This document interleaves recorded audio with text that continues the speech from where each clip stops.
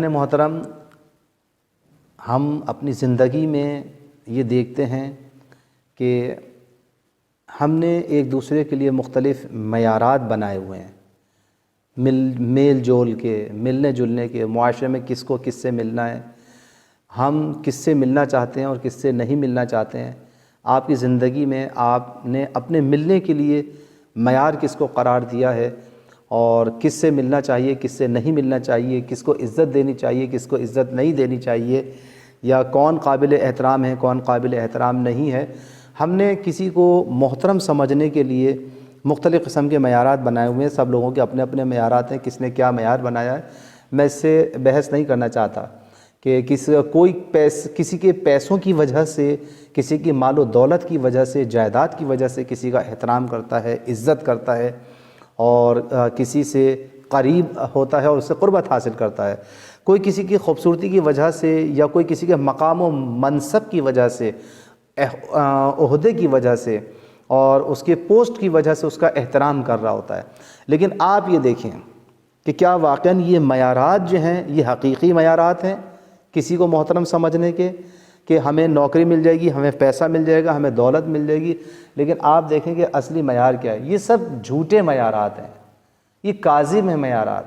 ہم نے ان کو اپنے اعتبار سے ان کو اپنا ایک معیار بنا لیا ہے، لیکن کیا دین و شریعت نے بھی اس کو معیار قرار دیا ہے کہ ہم کس کو قابل احترام سمجھیں صرف پیسے کی وجہ سے، کسی کے منصب کی وجہ سے، کہ اس کے پاس وہ وزیر اعظم ہے، وہ وزیر اعلیٰ ہے، وہ ڈائریکٹر ہے کسی ادارے کا، وہ کسی کمپنی کا مالک ہے، وہ پیسے والا ہے، وہ مالدار ہے، اس وجہ سے اس کا احترام کریں؟ یہ دین و شریعت نے بھی کیا اس طرح کا بیان کیا ہے سلسلہ؟ کیا نہیں۔ آپ دیکھیں نبی اکرم صلی اللہ علیہ وآلہ وسلم ارشاد فرماتے ہیں کہ تحف العقول کے اندر یہ روایت موجود ہے، ملاحظہ فرمائیے گا۔ ایھا الناس، اے لوگو۔ اب دیکھیں اس روایت کے اندر ایھا المؤمنون نہیں ہے، ایھا المسلمون نہیں ہے کہ اے مسلمانوں، اے مومنوں، بلکہ اس روایت کے اندر ایھا الناس کا لفظ استعمال ہوا ہے، یعنی حضور سارے انسانوں کو متوجہ کر رہے ہیں کہ اے لوگو، ان ربکم واحد، تم سب کا رب جو ہے وہ واحد ہے، وان اباکم واحد، اور تمہارے باپ جو ہے وہ ایک ہی ہیں، یعنی آدم علیہ السلام ہیں۔ کلکم لآدم، تم سب کے سب آدم سے وجود میں آئے ہو، تم سب کے سب اولاد آدم ہو۔ وآدم من تراب، اور آدم مٹی سے وجود میں آئے۔ یقیناً ان اکرمکم عند اللہ اتقاکم، یقیناً تم میں سے سب سے زیادہ قابل احترام وہ ہے جو تم میں سب سے زیادہ تقوی اختیار کرنے والا ہے، جو صاحب تقوی ہے۔ تو دیکھیں حضرت نبی اکرم صلی اللہ علیہ وآلہ وسلم نے جو عزت و احترام کا معیار قرار دیا ہے وہ تقوی ہے، تقوی و پرہیزگاری ہے، پروردگار عالم کا دل میں خوف ہے۔ اگر کوئی شخص تقوی الہی اختیار کرتا ہے تو یقیناً وہ پروردگار عالم کی نگاہ میں محترم ہے۔ آپ کچھ بھی معیار بنائیں، آپ کسی کو کسی بھی طریقے سے صاحب احترام سمجھتے رہیں، قابل احترام سمجھتے رہیں، لیکن یہ بات یاد رکھیں پروردگار کی نگاہ میں وہی شخص محترم ہے کہ انا اکرمکم عند اللہ اتقاکم ولیس لعربی علی عجمی فضل الا بالتقوی۔ یہ بات یاد رکھو کہ کسی عربی کو عجمی پر کوئی فضیلت نہیں ہے مگر یہ کہ صاحب تقوی ہو۔ اگر فلاں کے پاس تقوی ہے تو وہ چاہے عربی ہو، چاہے عجمی ہو، ہندوستان کا رہنے والا ہو، پاکستان کا رہنے والا ہو، ایران کا رہنے والا ہو، عراق کا رہنے والا ہو، امریکہ میں رہ رہا ہو، جو شخص بھی صاحب تقوی ہے وہ لائق احترام ہے، پروردگار کی نگاہ میں محترم اور مکرم ہے وہ شخص۔ یہ بات ذہن میں رہنی چاہیے۔ اب آپ دیکھیں کہ ہم لوگوں کے راستے میں کس طریقے سے جو ہے مختلف قسم کی رکاوٹیں ڈالتے ہیں، لیکن یہ بات یاد ہے کہ ہم اپنے معیارات کو بھول جاتے ہیں، ہم اس چیز کو بھول جاتے ہیں کہ انسان جو ہے اس کے ساتھ مکافات عمل بھی ہونے والا ہے۔ ہم نتیجے پہ نظر نہیں رکھتے ہیں، ہم دوسروں کے لیے رکاوٹیں پیدا کرنا شروع کر دیتے ہیں کہ اور اس کو خراب کرنے کی کوشش کرتے ہیں۔ لیکن یہ بات یاد رہنی چاہیے عزیزان محترم، توجہ رکھنے کی ضرورت ہے۔ آج کسی کے راستے میں رکاوٹ ڈالیں گے تو کل آپ کو بھی مشکلات سے روبرو ہونا پڑے گا، یہ بات ذہن میں رہنی چاہیے۔ بہت یہ جو میں اس وقت آپ کے سامنے بات کر رہا ہوں اس کو توجہ سے اپنے ذہنوں کے اندر رکھنے کی ضرورت ہے کہ آج کسی کے راستے میں رکاوٹ ڈالیں گے تو کل آپ کو بھی مشکلات کا سامنا کرنا پڑے گا. آج کسی پر ظلم کریں گے تو کل آپ پر بھی کوئی ستم کرنے والا ہوگا. آج کسی کو رلاؤ گے تو کل آپ کو بھی رونا پڑے گا. یہ بات ذہن میں رہے. آج کسی کے ساتھ برا سلوک کرو گے تو کل آپ کے ساتھ بھی برا سلوک ہوگا.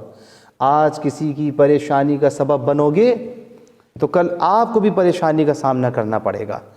آج کسی کا دل توڑ رہے ہو تو کل یاد رکھو کل آپ کی بھی باری آ سکتی ہے, آپ کا بھی کوئی دل توڑنے والا ہوگا. آج کسی کو تکلیف دو گے تو کل آپ خود بھی تکلیف میں مبتلا ہو جاؤ گے. جلد یا دیر زندگی کے کسی موڑ پر وہ تیر پلٹ کر آپ ہی کے آنگن میں آ گرے گا جو آپ نے کسی دوسرے کی طرف پھینکا ہے. اس لیے کسی کے لیے برا نہ چاہیں تاکہ کل آپ بھی کسی کی برائی سے محفوظ رہ سکیں. کسی کو تکلیف نہیں دینا ہے, کسی پر ظلم نہ کرنا, کسی کو پریشان نہ کرنا, کسی کا دل نہ دکھانا. ہر کسی سے خندہ پیشانی سے ملو.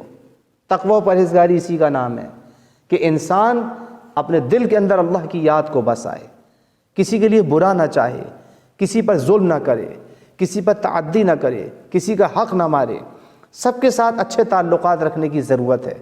زیادہ سے زیادہ لوگوں کے کام آنے کی کوشش کریں.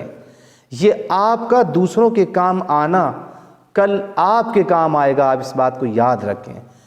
اور میں امید کرتا ہوں کہ خاص طور پہ میرے ہم سن و کم سن دوست, نوجوان, میرے بھائی, میرے بزرگ ان باتوں کو اپنے ذہنوں کے اندر رکھیں گے اور ہمیں اپنے بچوں کی اسی میزان کے اوپر تربیت کرنے کی ضرورت ہے کہ تقوی الہی اختیار کرنے کی ضرورت ہے تاکہ ان کے ذہنوں کے اندر یہ بات بچوں کے ذہنوں کے اندر بیٹھ جائے کہ کسی پر ظلم کریں گے تو کل انہیں ظلم کا سامنا کرنا ہوگا. کسی کے لیے مشکلات کھڑی کریں گے تو انہیں کے لیے مشکلات پیدا ہوں گی. لہٰذا دوسروں کے لیے آسانیاں پیدا کریں تاکہ اللہ تبارک و تعالی آپ کے لیے آسانیاں پیدا کرے. ہم اپنے گھر کی چھوٹی سی مثال لے لیتے ہیں.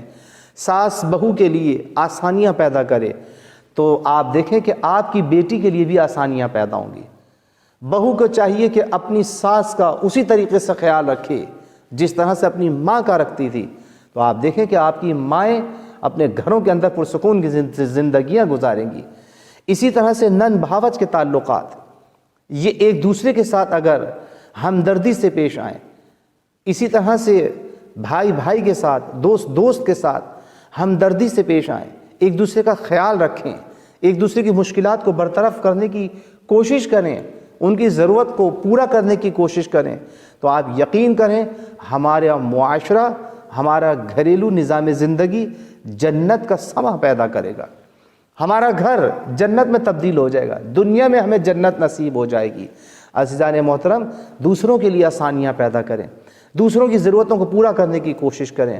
یہ بہانے نہ بنائیں کہ مہنگائی کا دور ہے, یہ بہانے نہ بنائیں کہ مشکلات کا دور ہے, پریشانیاں سب کے لیے ہیں. یہ سب آزمائشیں ہیں, یہ سب مشکلات کبھی کبھی خود ہماری اپنی پیدا کردہ ہیں اور کبھی آزمائش کی صورت میں. تو انہیں سمجھنے کی ضرورت ہے. انسان پریشان رہ کر بھی, تنگ دست ہو کر بھی دوسرے کی مدد کر سکتا ہے. اچھے الفاظ, اچھی گفتگو, یہ انسان کے لیے یہ بھی ایک صدقہ جاریہ ہے. دوسرے کے لیے اچھے احساسات رکھنا یہ بھی تقوی و پرہیزگاری کی علامت ہے. دوسرے کی مشکلات کو برطرف کرنا یہ بھی تقوی و پرہیزگاری کا عنصر ہے. تو میں امید کرتا ہوں انشاءاللہ العزیز کہ میرے نوجوان ان باتوں کی طرف توجہ دیں اور اپنے نفس کی خود تربیت کریں تاکہ کل ایک اچھے معاشرے کی تشکیل دے سکیں, ایک قرآنی معاشرے کی تشکیل دے سکیں, ایک آنے والے صبح امید کی تشکیل دے سکیں, ایک ایسے وقت کو تشکیل میں لا سکیں کہ جس کے سپاہی بننے کا ہم انتظار کر رہے ہیں, تاکہ ہمارے امام کا ظہور ہو. امام زمانہ علیہ السلام کے ظہور کے لیے یہ بہترین راہ ہے کہ ہم اپنے گھر میں اپنی خواتین کی, اپنی بچیوں کی, اپنے بچوں کی, اپنے نوجوانوں کی تربیت کریں, معاشرے کی تربیت کریں. جب ہم اپنے گھر میں اپنے بچوں کی تربیت کریں گے تو عزیزان محترم یہی بچے معاشرہ بن جائیں گے, اور جب ہمارا معاشرہ, ہمارا محلہ تربیت یافتہ ہوگا تو یہ ایک مثالی معاشرہ وجود میں آئے گا. اسی طریقے سے مثالی معاشرہ وجود میں آئے گا، قرآنی معاشرہ وجود میں آئے گا۔